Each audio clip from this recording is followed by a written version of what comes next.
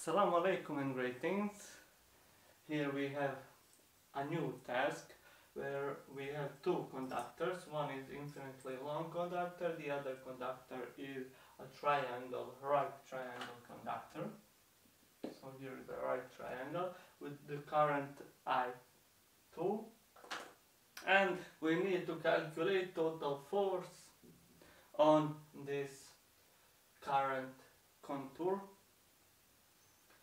How will we do that? Well, simply using our well-known equations that the force is equal the current times integral dl times cross vector product b.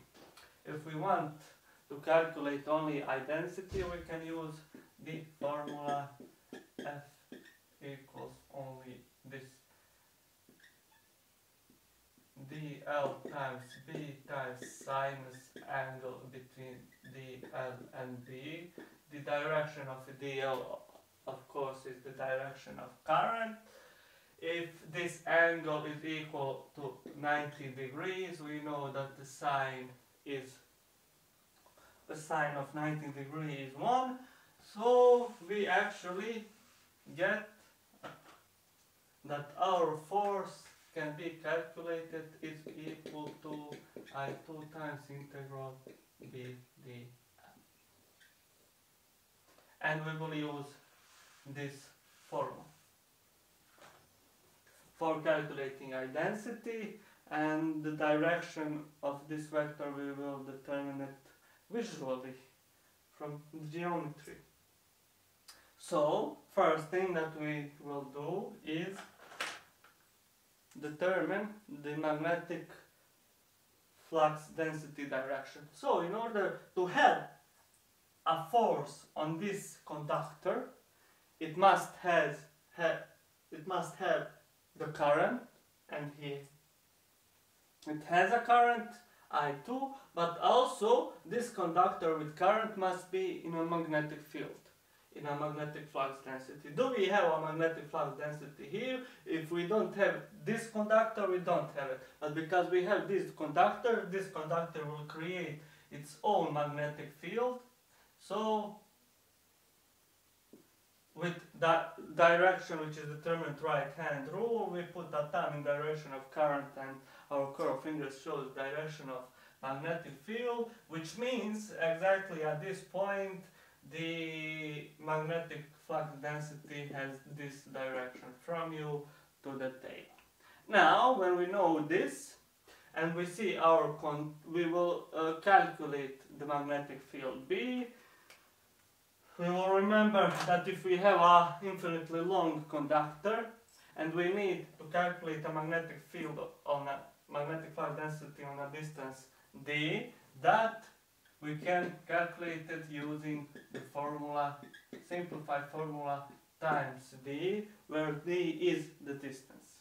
But as in previous video, I will not use the d as distance, I will use and designation x, which has all the same physical meaning. It is a distance, but because for some of these parts it will change, that's the reason I will write it and use an x. The next thing that we should do is, okay, we have a triangle, which means we have three parts of our conductor, which means we will have three cases. The first case where we will calculate for this part of a conductor, the second case this, and the third case this. The third is the final case. The next thing that we shall do is determine the force direction. How do we determine the force direction? By using vector rules. We know that force, I will write it once again, is dl cross product b, vector product.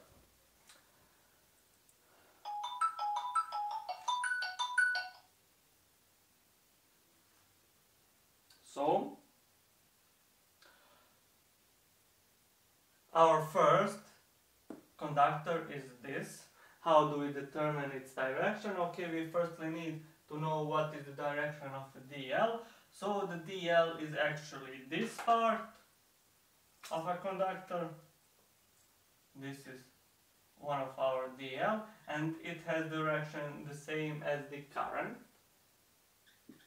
So it has direction to the left, and our magnetic field has the direction toward the table. So it means these two vectors have this angle, and I will rotate towards you in order to see it a little bit better.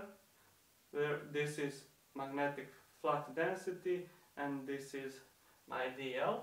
So in order to determine the direction, I must rotate my first vector, which is DL, which is this, towards the second vector, but in a shorter path, which means I will rotate it this way, and I will curl my fingers in that direction, and my thumb will show me the direction of the force, which means that my force on this part of a conductor will have this direction.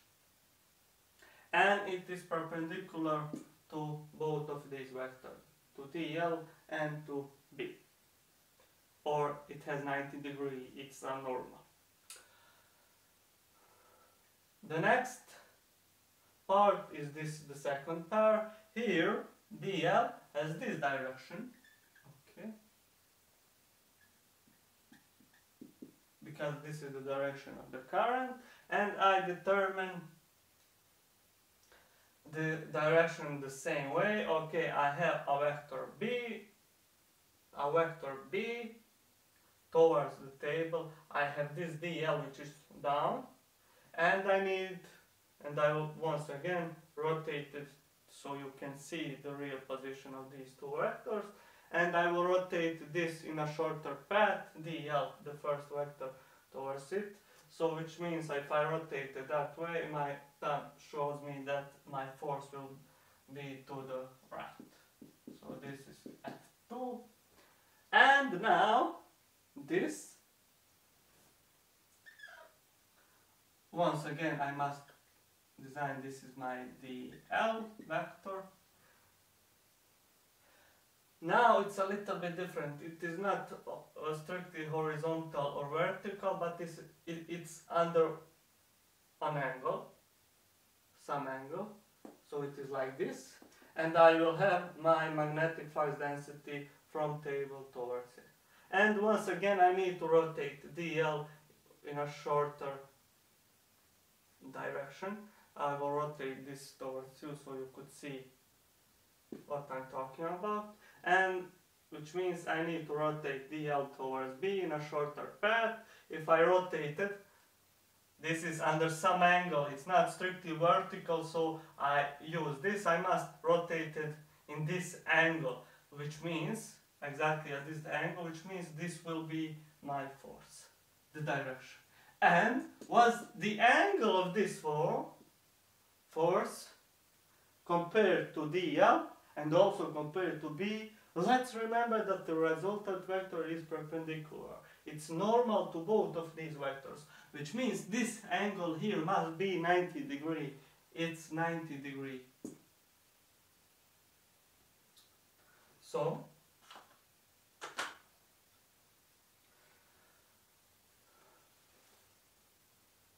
we will start with our first case, and I will draw once again this E1, and I will draw only this part of a conductor. This is the current I, which means these are DL, DL, DL, infinitely small parts.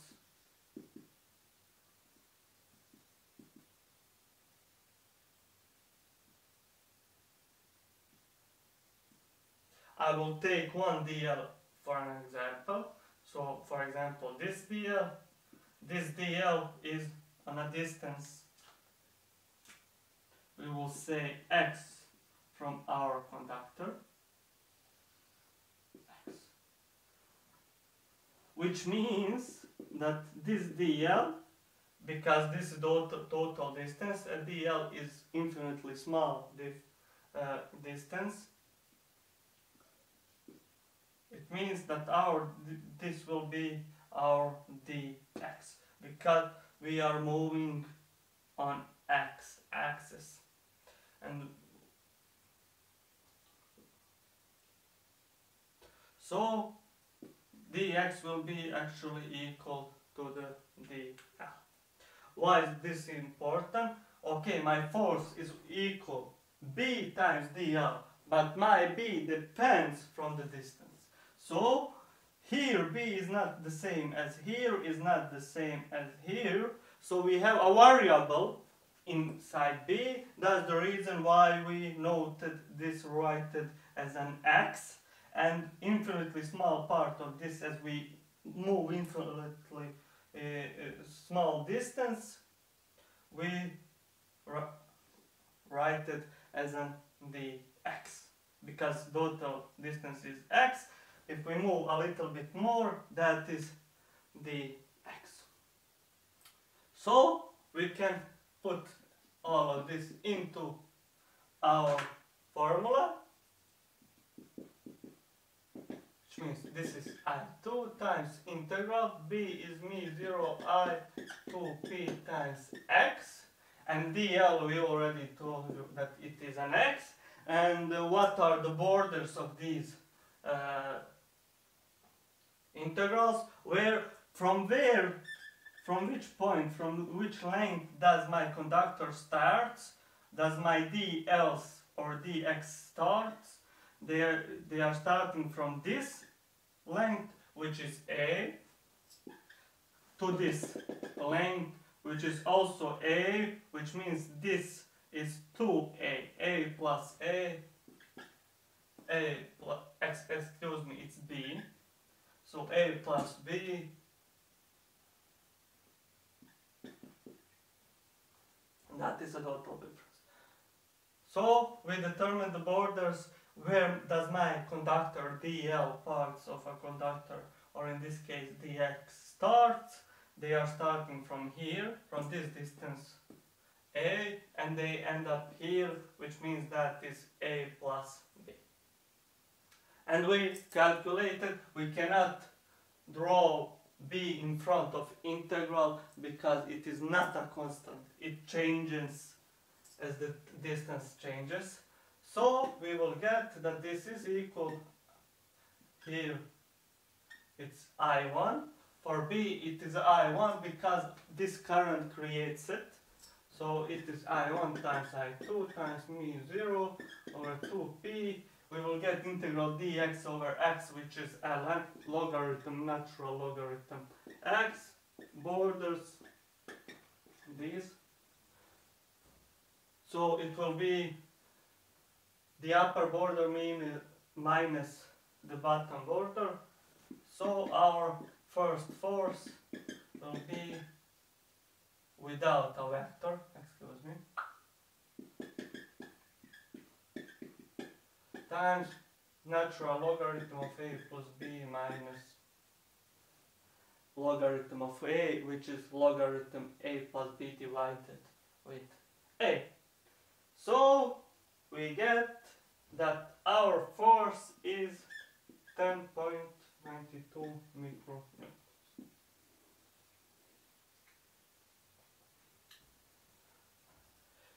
If we want to write this as a vector, we see what is the direction of our force, and we can see that the direction we have been given a coordinate system. The direction is down, which is the opposite direction from the positive y-axis, which means it will be minus j unit vector, or minus 10.92 j micro.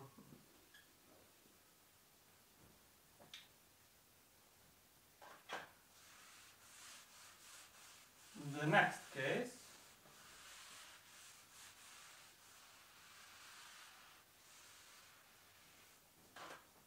is this conductor. This is the second case. We have current I1, and I only have this conductor, and we have lengths A, B, this and this length, and its height, the length of our conductor is C. We have that the current is this, I2, which means our DL is also this, in the same direction. So, but we need firstly to calculate the magnetic flux density, B, but the B is through all of this conductor is on the same distance from infinitely long conductor, which means B is a constant here, and the distance is actually this plus this, and then we get to our conductor, which means it is A plus B. And it is a constant here at this point where our conductor is, which means that we can draw him in front of integral because it doesn't depend from dl. I will write that. So F2 is equal I2 times minus mu0 I1 2p A plus B. Integral of dl. Integral of dl is the same as the integral of dx. It is x, or in this case it is L, length, total length of our conductor. What is total length of our conductor? It's a C, so it will be C, and this is equal, let me just check,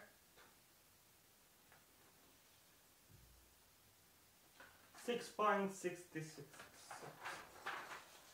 It's about 6.66 micronewtons. If we want to write this as a vector, we see that F2 is directed into the positive direction of an x, so our F2 is plus a unit vector,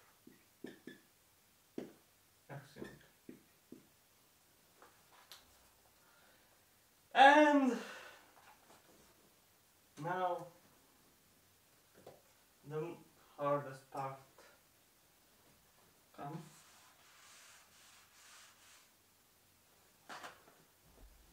We will continue in the next. Now we will continue with the third case. As we can see, here we have drawn this our contour. This is our dl for this conductor. It is in the direction of a current, and we have our force F3, and we know, because this is the result of a vector product of two vector or cross product of two vector, we know that this vector is perpendicular or under 90 normal or under 90-degree angle compared to this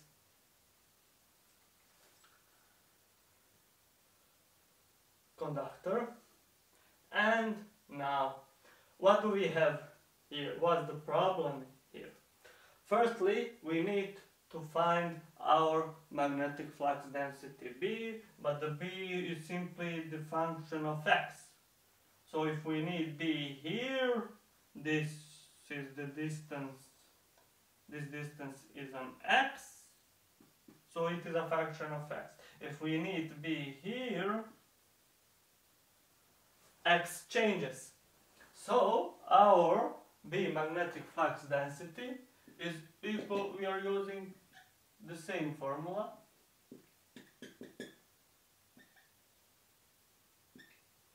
full pi x. But now we have the following problem. Look, what is our dl? It is an infinitely small part of a conductor.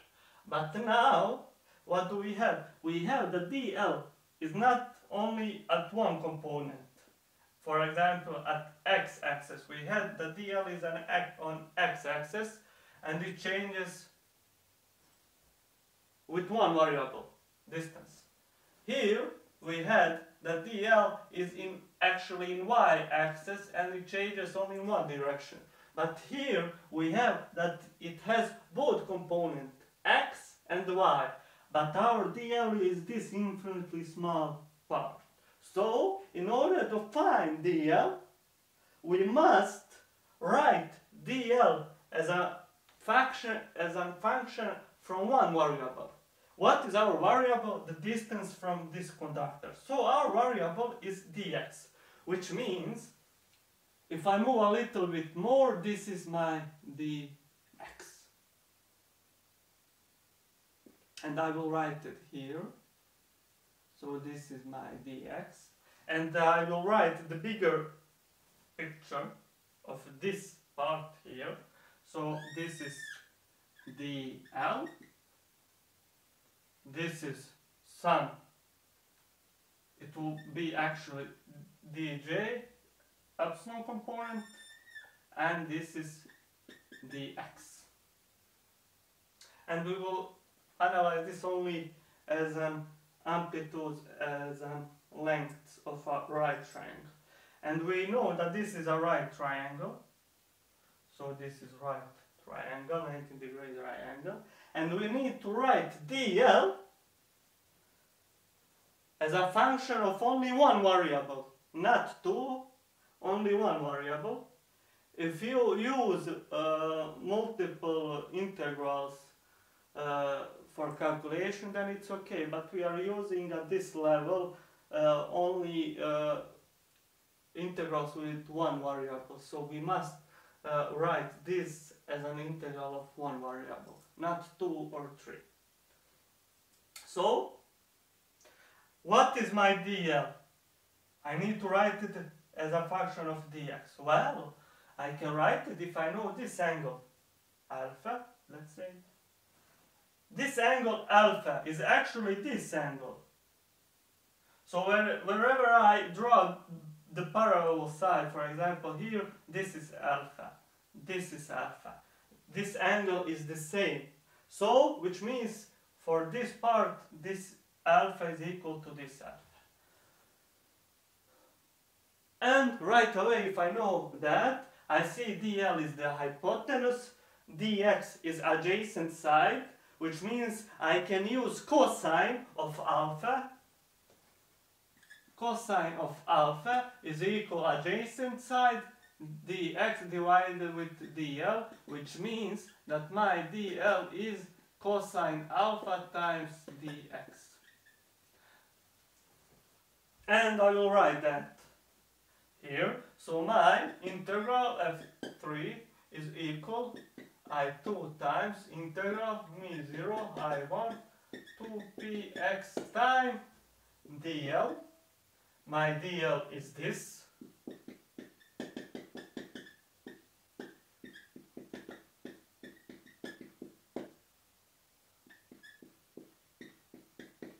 dx. Now I need to find my angle alpha. How do I find it? Well, using geometry, trigonometry function, I have right triangle here, but if with cathets this side is B, this side is C, and this is the hypotenuse, but very important thing is to note you can do the calculations and calculate it, but we will conclude. Why? Because B here with the by assignment is equal to C. So these sides of a right triangle are equal, which means those this angle and this angle is equal, and the both are 45 degrees. So actually it is P divided with 4. Cosine of 45 degrees is this. So we will have I1, I2, mu0, 2 pi square 2 integral of dx divided with x. What are the borders of x? So now we don't care about epsilon. We wrote this everything as a function of one variable, and we are interested only in that one variable, and that one variable is x. We are not interested in b. So what are the borders of x? Well, our x starts from here, which is a, and ends here, which is a plus b. So our force, when we calculate all of this, we get that it is at 15.5 micronewtons. That is the amplitude of our resultant force. But we need to find a vector, so we must, this force does not have only one component of a vector. It's not only in x or y or z direction, it is somewhere in between. So, if this is our y and x axis, what does this mean? I will put our coordinate system here. Let it start. So this is my y-axis, and this is my x-axis, and I have my vector f3 here. So this vector has an x component and in a negative direction of x-axis, f3x, and it has an y component which is a positive, in a positive direction of y-axis. And we have f3 now, a density, this length of this triangle. So you will say that this angle is beta, and if we have f3, and we look this now only as a trigonometry, as a triangle length, we can see that the sine of beta is opposite side f3 epsilon times f3, which means that f3 y is equal to the sine of beta times f3, and cosine of beta is this adjacent side divided with the hypotenuse, which means it is cosine beta times f3. Now, only thing we need to know is the angle. What is the angle of beta? How to determine it? Using all rules, all methods, you know. But we will determine it very easy. Why? Because, look at this. I didn't draw this, for example, very nicely. I will say this is my alpha. I will draw this here. So this is my y-axis. And what do I have here? This is 180 degrees. But I know that this force, my force, is perpendicular to this side, which means the angle between this and this is 90 degrees.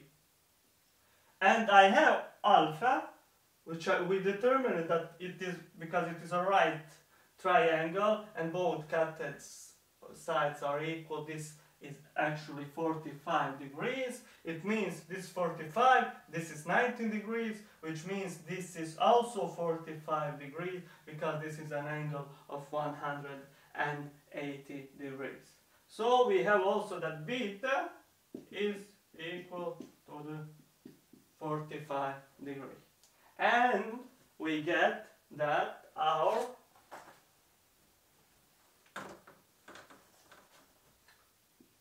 f